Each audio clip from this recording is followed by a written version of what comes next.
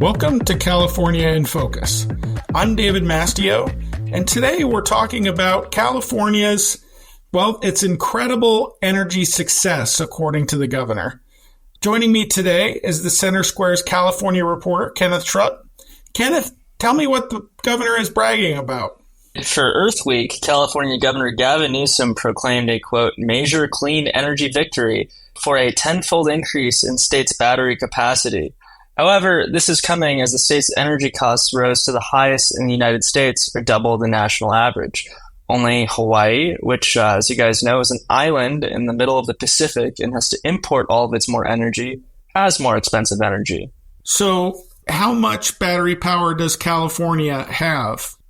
We have just over 10,000 megawatts of battery storage. That sounds like a real lot. That's not a lot when you consider that we consume 260 terawatts of energy per year. So that's about 711,000 megawatts of energy per day. This means this energy storage is enough to run the state for 21 minutes. And that's really not a lot of time. Using the cost estimate from the National Renewable Energy Laboratory, which is funded by the government, they estimate that we pay about $245 per kilowatt hour for grid scale battery capacity, which means that at the low end, this would have cost about $2.5 billion for 21 minutes. And that's assuming, of course, everything is using the most up-to-date, cost-effective technology. So you mentioned that energy rates are going up in California. Can you tell me specifically what companies are raising rates and how much they're raising rates? Well, I can't speak to every utility in California. The three largest utilities in the state raised their rates by an average of 63%, 52%, and 13% between January 2021 and January 2024. Pacific Gas and Electric increased their rates in that time 63%. They raised them to 40 cents per kilowatt hour. Southern California Edison raised them 52% to 33 cents a kilowatt hour. And San Diego Gas and Electric, which had the lowest percentage increase with just 13%, still raised their rates to 36 cents per hour because they had much higher baseline rates. What do people pay in the rest of the country? In the rest of the country, residential consumers pay 16 cents per kilowatt hour. So 16 cents, you said. 16 cents. So if you have Pacific Gas and Electric, you could be paying almost 3 times as much as the U.S. average. Only Hawaii is more expensive. They pay 44 cents per kilowatt hour. That's incredible. And that's not going to change anytime soon. There was other news out this week that California needs to update its grid. Can you tell me about that? Right. There are a lot of electrification sectors that California's focused on for reducing emissions. One of them, of course, is moving vehicles to be, fueled by energy from home charging stations instead of gasoline pumps at commercial sites. This, of course, will mean that you need to get a lot more energy into homes. And a recent paper published by Berkeley researchers found it would cost up to about $20 billion to replace the transmission lines that are going to be overwhelmed by residential demand driven by electrification. And their estimate range is 6 to 20 billion based on adoption rates of electric vehicles, which do seem to be slowing down. I'm not really sure whether that's more due to interest rates rising or if that's just an effect of people thinking, well, it costs a lot more to repair an electric vehicle. Range anxiety is an issue. Charger reliability is an issue. We're not sure which one it is right now, or if it's just the economy and recession. But regardless, those transmission figures don't really include what you'll need to do to increase transmission if you have everybody switch from, say, gas stoves and ovens to electric stoves and ovens, or from heating that's from gas to heating that's from an electric heater.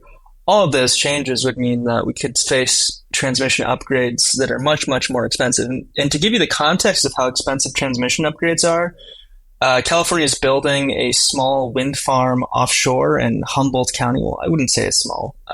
We are spending billions of dollars on it. But building the transmission lines to get that renewable energy from Humboldt County into the main grid, that alone is going to cost $4.5 billion. So to me, this $20 billion estimate seems on the low end because it doesn't really include other forms of electrification aside from electric cars. And I don't think it really includes higher labor and materials costs that we've seen. I also wonder, people's places of employment are starting to put in electric charging stations too. Was that covered in the Berkeley study? Based on my recollection, I do believe that they did consider that as well. I would imagine that most of these installations would be in suburban office centers that are surrounded by residential areas. So it would all fall into the same transmission line type, right? They're all fed by these feeder lines that serve residential and commercial, consumers alike. So I'm asking you to speculate a little bit here, but does this mean California's electric rates are going to stay high, or does it mean that they're going to go even higher? It means that they're probably going to go higher. Right now, the California Public Utilities Commission estimates that 50 cents per kilowatt hour is about the break-even point to where it's cheaper to fill up a Toyota with gas than it is to fill up a Tesla with electrons. Hawaii is already at 44 cents per kilowatt hour, so it's almost cheaper for someone to go ahead and fill up a car with gas and fill up their Tesla with just electricity. And I think that due to increased wildfire risk in the coming years, we've had a really rainy season now, and that's going to mean we're going to have a lot of tinder in the future. And we're not really increasing brush clear out to reduce wildfire risk. We're focusing more on just putting out fires instead of preventing them in the first place. So we're going to see more wildfires. That's going to result in more costs for utility companies and more insurance payouts for them. PG&E probably had to raise their rates most because they had some wildfires that were blamed on their transmission lines that hadn't been upgraded for 100 years. And they had to pass on their legal costs to ratepayers. So I do think wildfires will drive costs up. Obviously, the transmission investments will continue to raise rates, and building up battery capacity will also require them to raise rates. There's really nowhere to go for California energy costs but up. Kenneth, thanks for joining us today. Listeners can keep up with this story and more from Kenneth at thecentersquare.com. Do you care about classroom curriculum, transparency policies, and how your taxpayer dollars are invested in education, but you find it hard to cut through the partisan noise? Chalkboard News is bringing you straight news reporting on public K-12 education. We're talking news without spin. Chalkboard News publishes fact-based stories that make sense to parents, teachers, and readers who have skin in the game. Get this news delivered to your inbox for free by signing up at chalkboardnews.com. Subscribe today at chalkboardnews.com.